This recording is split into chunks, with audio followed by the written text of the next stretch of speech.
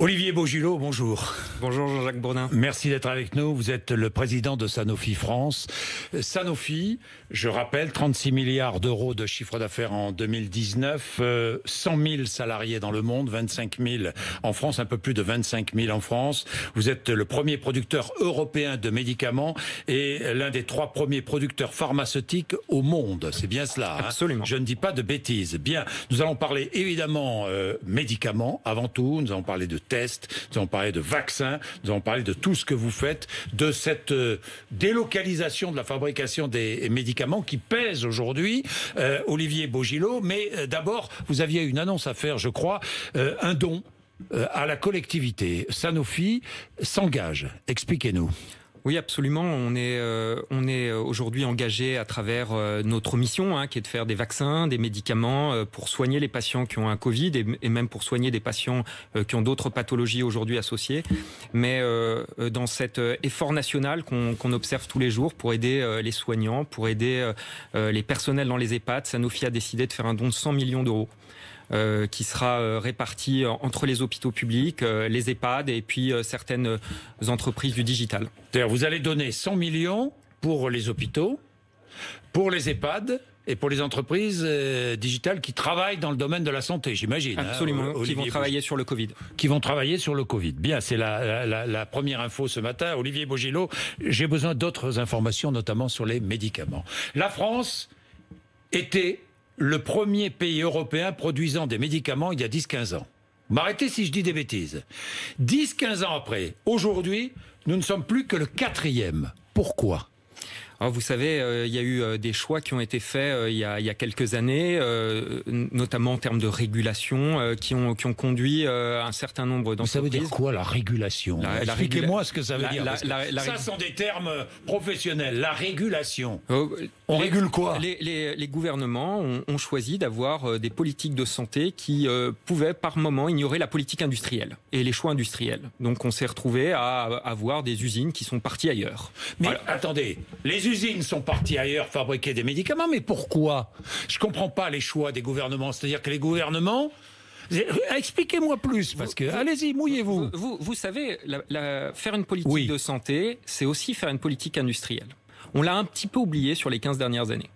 Pas chez Sanofi, puisque nous, on a encore gardé nos usines en France et en Europe. On en a 18 en France, on en a 40 en Europe. Donc on a fait un choix de maintenir notre outil de production, nos usines en Europe. Oui, mais d'autres ont plutôt décidé d'aller ailleurs. Vous savez, pourquoi ? Parce que ça coûte moins cher de fabriquer des médicaments ailleurs ? Parce que effectivement, ça coûte moins cher de fabriquer des médicaments ailleurs, mais ça coûte surtout moins cher pour le consommateur, pour le patient européen, et c'était un choix qui a été fait par certaines organisations, par certains laboratoires, mais aussi par les choix politiques. Vous savez, quand vous mettez la pression... J'ai bien compris, pour baisser les prix des médicaments, les politiques ont accepté que les industriels aillent fabriquer, les professionnels, leurs médicaments ailleurs, à l'étranger, c'est ça ? Ça a été un certain nombre de fois... Pour faire des économies à la sécurité sociale ? Quand vous faites des économies à court terme, sur un an, vous savez, la sécurité sociale, elle vote son budget chaque année. Oui. Chaque année, vous devez faire des économies. Donc, chaque année, ça vous oblige à trouver de l'argent pour le système de santé. Ils ont jugé que le meilleur moyen de faire des économies, c'était de baisser le prix des médicaments en particulier. Ça a des conséquences industrielles. Mais ça a commencé quand, ça ? Parce que vous avez été conseiller santé de Nicolas Sarkozy. Absolument. Quand même, Olivier Beaugillot. Ça a commencé sous Nicolas Sarkozy. Ça a commencé il y a plus de 15 ans. Oui. Plus de 15 ans, au-delà de Nicolas Sarkozy, bien avant. Oui, mais bien avant. Bien avant. Vous savez, les choix industriels, Vous êtes jamais, aucun pouvoir politique ne s'est élevé contre ces choix. On a laissé faire les choses. Vous savez, il y a eu un moment où je pense qu'on a considéré que dans cette mondialisation générale, il n'était pas nécessaire d'avoir la production en Europe ou en France, parce qu'on pouvait aller acheter un certain nombre de médicaments ailleurs. Encore une fois, je vous dis, je trouve que Sanofi est totalement singulier dans ce contexte. On va en parler. Ça dépend des médicaments. Mais vous avez donc un choix qui a été fait de dire on pourra acheter ailleurs. On se rend compte 15 ans plus tard, dans une crise comme celle-ci, qu'il est utile d'avoir aussi un outil industriel et des usines sur le territoire français et européen. Entre 60 et 80% des principes actifs sont fabriqués hors Union européenne. On est bien d'accord, hein ? Chine, Inde, États-Unis. Principalement. Qu'est-ce qu'un principe actif? Expliquez-nous parce que... C'est la substance active que vous avez dans le médicament. C'est vraiment la molécule qui va avoir l'effet que vous cherchez à avoir dans le médicament. Et ces principes actifs sont donc fabriqués à l'étranger. Une partie de ces principes actifs sont fabriqués à l'étranger.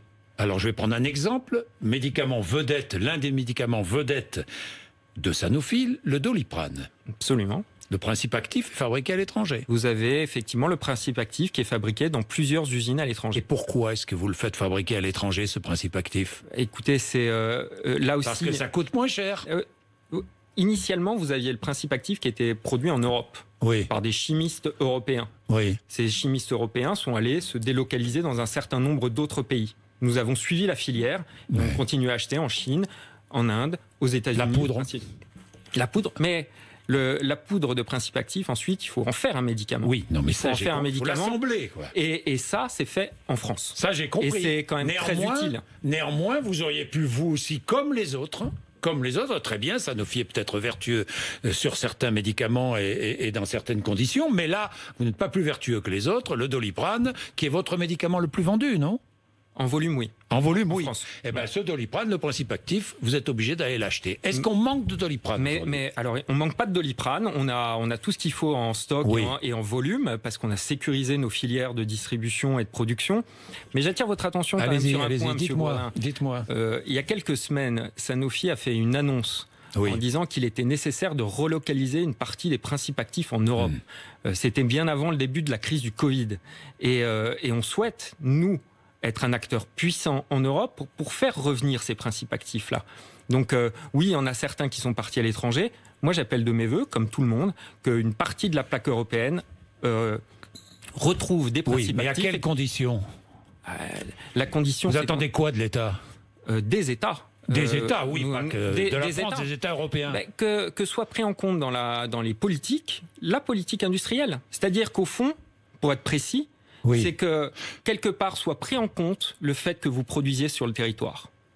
C'est-à-dire pris en compte comment? Lorsqu'on négocie les prix, lorsqu'on négocie... C'est-à-dire que les prix des médicaments pourraient augmenter s'ils sont fabriqués chez nous? C'est-à-dire que les patients pourraient savoir où est produit le médicament et les gouvernements pourraient effectivement dire nous donnons un petit premium, un petit bonus supplémentaire chez ceux qui le produisent sur la plaque européenne. Si on produit en France, le médicament sera un petit peu plus cher et ce sera indiqué sur la boîte. Et pourquoi pas? Moi, je l'appelle plutôt de mes voeux. Je trouve que c'est important pour les patients français. N'oublions pas que vous vivez en partie, je dis bien en partie, de la sécurité sociale, quand même. Absolument, oui. Ça représente quoi de votre chiffre d'affaires, d'ailleurs? Notre chiffre d'affaires remboursé, ça doit être plus de 80%. Plus de 80%, vous dépendez de la sécurité sociale. Ah ouais, même plus que ça, ouais. Même plus que ça. Donc vous êtes un acteur essentiel. L'Europe doit, plus qu'assembler des médicaments, doit fabriquer les principes actifs et fabriquer le médicament. Dites-moi, est-ce que vous avez des filières de production ailleurs dans le monde? Oui, en Chine. On a des filières de production qui viennent... Si on rapatrie la fabrication de médicaments en France, Olivier Bougilot, vous allez fermer ces filières de production là-bas? Écoutez, il faut... D'abord, le monde nécessite d'avoir des filières de production qui soient bien établies. L'intérêt d'avoir des filières de production en Chine pour la plaque chinoise, aux États-Unis pour les patients américains, mais aussi en Europe pour les patients européens, c'est exactement ce sur quoi nous sommes en train de réfléchir. Mais encore une fois, Jean-Jacques Bourdin, Sanofi est très différent du reste de la pharma sur le nombre d'usines qui restent en Europe.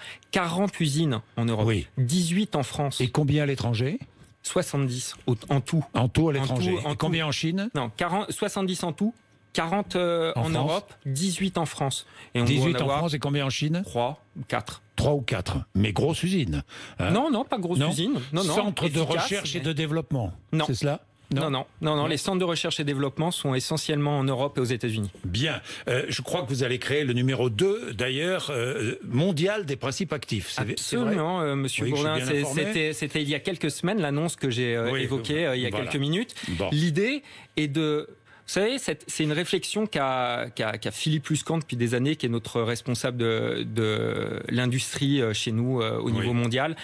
Il s'est battu pendant des années pour avoir les usines qui soient maintenues sur le territoire européen. Il est utile d'avoir des usines de principes actifs sur le territoire européen. Bien, donc aujourd'hui les paracétamol, pour vous le Doliprane, il y a d'autres marques, d'autres fabricants, d'autres grands de la pharmacie, ne manquent pas. Hein. Les paracétamol, pas de danger, il n'y aura pas de manque. On peut rassurer les Français, Français s'ils vont dans leur pharmacie, ils trouveront du Doliprane. Bon, ce sont des antalgiques pour traiter fièvre et douleur, on le sait, et ils sont indispensables. Autre médicament que vous fabriquez, l'hydroxychloroquine.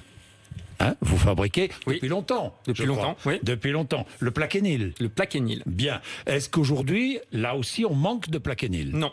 On ne manque pas de Plaquenil. On a des capacités de production, on a des éléments de stock, on a une filière qui est extrêmement bien huilée et on a des usines là aussi de production en Europe et en France qui produisent le Plaquenil. Et depuis quelques semaines, on a largement augmenter nos cadences de production pour répondre à la demande si demain ce médicament s'avère efficace. Est-ce que si demain le médicament s'avère efficace, est-ce que la demande a progressé là, fortement? On a eu un pic de demande quelques jours après l'annonce du gouvernement sur l'autorisation de le fournir à certains établissements de santé, à certains hôpitaux, et on a livré tous ces hôpitaux en temps et en heure. Est-ce que l'hydroxychloroquine associée à l'azithromycine est, oui ou non, efficace pour affaiblir le virus chez des patients atteints? Oui ou non? Avant de répondre à cette question, je voudrais quand même rajouter qu'on l'a livré gratuitement à tous les hôpitaux français. Bien. Alors, est-ce que c'est efficace? Écoutez, certains considèrent que c'est effectivement une association efficace. Oui, d'autres non. Bon, et il m'appartient pas de savoir entre les experts qui a raison et qui a tort. Pas faire la promotion de l'hydroxychloroquine que vous vendez. Moi, ce qui m'appartient, Monsieur Bourdin, c'est de m'assurer qu'on a produit suffisamment de doses pour que le jour où on a une confirmation de l'efficacité de ce traitement, les patients français puissent avoir accès à ce traitement. Est-il vrai que vous financez l'Institut du professeur Raoult à Marseille? Alors non, on le finance plus. On eut financé il y a jusqu'en 2015 l'IHU en termes de recherche, comme on aide d'autres établissements, on ne le finance plus. Vous ne le financez plus aujourd'hui? Non. C'est bien clair. Je voulais vous poser cette question parce que les médicaments, d'autres médicaments utilisés à l'hôpital en réanimation, est-ce que vous en produisez? Non. On ne produit pas de traitement pour la réanimation, mais actuellement, on aide les pouvoirs publics, grâce à notre réseau international, à essayer de trouver des sources de curares ou d'hypnotiques, de médicaments. C'est difficile à trouver. C'est difficile parce que la demande elle est mondiale en ce moment. Donc tout le monde essaye d'acheter des curares, tout le monde essaye d'acheter ces produits-là, et il est difficile de s'en procurer, effectivement. Bien. Et en ce qui concerne les autres médicaments que vous fabriquez, qui n'ont rien à voir avec le Covid-19, est-ce qu'il y a, compte tenu de la pression autour du coronavirus, est-ce que sur les autres médicaments, il y a danger de pénurie ou oui ou non? Parce que vos usines tournent beaucoup. Et je prends juste une seconde pour féliciter et remercier tous mes collaborateurs qui travaillent tous les jours et même la nuit pour essayer de produire ces médicaments. J'y reviendrai. Mais on n'a pas de rupture aujourd'hui sur nos traitements. On a accéléré la cadence de certains, par exemple les antibiotiques injectables qui sont utiles pour les médecins hospitaliers, les patients hospitalisés. On a eu un pic de demande. On a produit pour répondre à ce pic de demande. C'est l'avantage d'avoir des usines là aussi, Monsieur Bourdin. Olivier Beaugillot, vous êtes en rapport étroit avec la Chine, vous travaillez avec la Chine, vous travaillez en Chine. Est-ce que la Chine a menti? Il y a ce débat. Est-ce que vous pensez que la Chine a menti à l'origine de l'épidémie, sur le nombre de morts, sur... J'ai aucune idée. Et il ne m'appartient pas de répondre à cette question, vous savez... Oui, vous ne savez pas. Bon, vous n'avez aucun doute, dans tous les cas. Moi, il ne m'appartient pas d'avoir même de doute. Il m'appartient d'essayer d'apporter des médicaments aux patients français, vous savez. C'est ma mission. Hein. Bon, les tests. Je crois savoir que vous êtes associé à une start-up californienne, on est bien d'accord, pour développer un autotest du Covid-19 sur smartphone. Oui. Si vous regardez ce que fait Sanofi entre les vaccins, on a 2 candidats, vaccins, on fait des traitements, et vous avez évoqué l'hydroxychloroquine, mais on en a 2 autres qui sont testés aujourd'hui pour les patients Covid-19. On a évoqué le don qu'on fait à la collectivité nationale aujourd'hui. On s'est dit qu'il fallait aussi qu'on réponde à l'ensemble du spectre en s'intéressant aussi aux tests. Et donc, on a trouvé cette start-up avec laquelle on a fait effectivement une collaboration. Là, on l'a annoncé. C'est pour un autotest. C'est pour ces patients qui n'auront peut-être pas envie d'aller à l'hôpital, qui ont peut-être plutôt envie de faire ce test chez eux. On installe un adaptateur sur le smartphone. Ouais. Sur le smartphone, prélèvement de sang, de salive. C'est ça. Prélèvement de salive ou de sécrétion. Et puis on le met dans un petit appareil qui est connecté au smartphone. Et puis par en fait électroluminescence, on voit si on est positif ou non au Covid-19. Quand seront-ils disponibles ces tests ? Ils seront pas disponibles en plusieurs semaines. On travaille avec eux là pour développer, et puis pour monter en charge. Vous savez, il y a aussi là aussi un effort de production à faire. 10, 20, 30 minutes après, on saura. Absolument. C'est cela. Bien, parlons très vite des vaccins. Là aussi, vous êtes engagé avec GSK, qui est un autre très grand, on le sait, de la pharmacie. Vous êtes associé avec eux. Il y a des programmes en cours partout. C'est la course au vaccin, une course effrénée au vaccin. Vous êtes engagé, vous pensez proposer un vaccin quand ? Alors, on est effectivement très engagé. Et on s'est engagé très tôt. Très tôt, une fois que l'épidémie a commencé en Chine, nos centaines de chercheurs ont commencé à travailler sur un vaccin aux États-Unis et puis en France pour essayer de regarder sur quelle plateforme on pourrait faire un vaccin. Donc on est un des géants de la vaccination contre la grippe. Et donc, on a regardé si notre plateforme sur la grippe pouvait être utilisée pour faire un vaccin sur le Covid. Et en parallèle, on a un autre candidat avec une autre technologie un petit peu plus innovante pour essayer d'avoir un maximum de chances pour avoir un vaccin. Faire un vaccin, c'est quelque chose de compliqué, Monsieur Bourdin, parce que vous devez vous injecter quelque chose. Personne n'a jamais mis au point un vaccin efficace contre les coronavirus. Personne. Alors, personne n'a fait un vaccin efficace contre les coronavirus, mais on avait commencé à travailler sur des vaccins sur les coronavirus qui nous permettent d'être aujourd'hui plus rapides dans la production d'un nouveau vaccin sur ce Covid-19. Mais je reviens sur ce vaccin. Faire un vaccin, c'est quelque chose de compliqué parce que vous allez inoculer dans le bras un produit qui doit être totalement en sécurité. Il faut que vous n'ayez aucun problème. Donc il y a des tests à faire. Et pour répondre à vos questions, ces tests vont prendre plusieurs mois et on aura un vaccin de l'ordre de 18 à 24 mois. 18 à 24 mois, votre entreprise proposera un vaccin. Oui. Vous vous engagez. Oui, ce matin. Vous engagez selon la recherche. Dites-moi, la course doit être effrénée dans le monde. La course. Est-ce que vous échangez des informations ou pas ? Ou est-ce que chacun travaille dans son coin discrètement ? C'est une très bonne question. D'abord, 18 à 24 mois, c'est en fonction de l'état d'avancement des tests et de la sécurité et de l'efficacité. Il va falloir identifier les bonnes souches de traitement, de vaccins, etc. Est-ce qu'il y a une course effrénée ? La réponse, elle est oui. Parce que vous voyez comme moi, comme nous tous, que les enjeux économiques, dites-moi. C'est au-delà des enjeux économiques, il y a un enjeu sanitaire qui est majeur. Il faut soigner, il faut prévenir. Bon. Après, est-ce que il y a une compétition ? Vous savez, l'accord qu'on vient de signer avec notre concurrent GSK.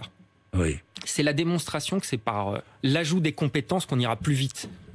Oui, mais Olivier Bougilot, vous n'échangez pas d'informations avec d'autres, je sais pas moi, Bill Gates et sa fondation qui cherchent, ou tant d'autres qui cherchent des vaccins, qui travaillent sur les vaccins. On parle avec chacun pour savoir les capacités de production, parce qu'il y a un point qu'il faut bien que vous notiez aussi et que les Français doivent comprendre. Que des petites sociétés ou des sociétés qui vont trouver un vaccin, ça ne sera pas suffisant. Ça ne sera pas suffisant, même s'il est efficace. Parce qu'il faut produire des millions, des centaines de millions, des milliards de doses. Et donc, il faut trouver le vaccin, mais il faut surtout produire le vaccin. Bien, j'ai 2-3 questions encore, rapidement. Est-ce que tous les salariés de Sanofi portent des masques, sont équipés ? Oui. Pas de problème. Bon, prime chez Sanofi ? Oui. 1 000 €? Un peu plus. Un peu plus ? Un peu plus sur pour 2 chaque mois. Salarié pour chaque salarié, un peu plus entre le mois d'avril et le mois de mai. Les salariés de Sanofi qui sont sur nos sites, dans nos usines de production, dans nos centres de R&D, toucheront 1 500 €. Pas de chômage partiel chez Sanofi ? Pas de chômage partiel chez Sanofi, pas de chômage partiel, pas d'aide d'État.